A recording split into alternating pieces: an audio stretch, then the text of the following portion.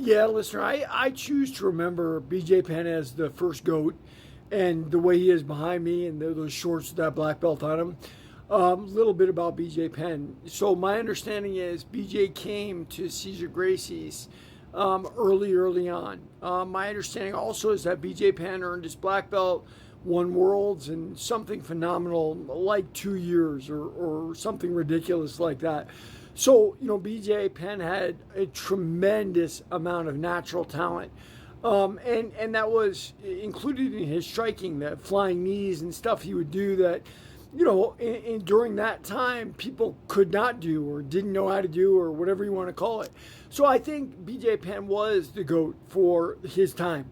And we can only judge people against their time. Now, BJ stayed too long, just like Anderson Silva did, right? Like he didn't want to leave the rush. He didn't want to let the rush go. Didn't want to let the championship days go behind him. And I get that. Unfortunately, it did. I mean, last time I saw him fight, I think he lost to Clay Guida. Very sad what happened to BJ. I understand from the Cesar Gracie times, according to some of my old teammates, there was drug use, a lot of methamphetamine. That correlates with Hawaii and the underbelly of Hawaii and the things that go on there. But that's life. It doesn't matter if it's Hawaii or anywhere.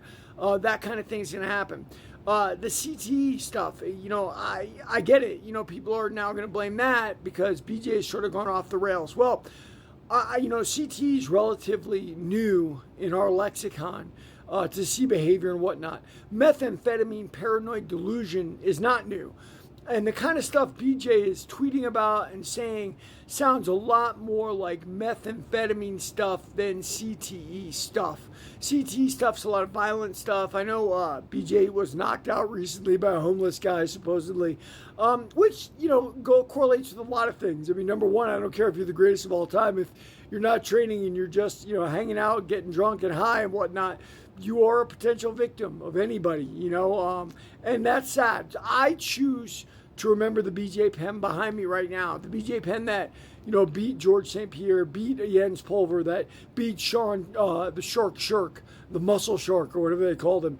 The amazing BJ Penn. I think he beat Matt Hughes once too, if I'm not mistaken. The things he did during his era were absolutely epic.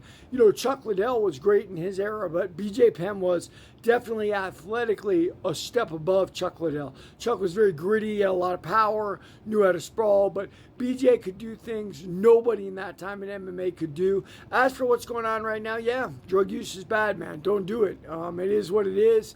We all fall victim, especially athletes. Once that glory is over, they're going for that rush all the time, whether that's hard sparring or whether that's drug use. And there it is. Read my book, Warrior of the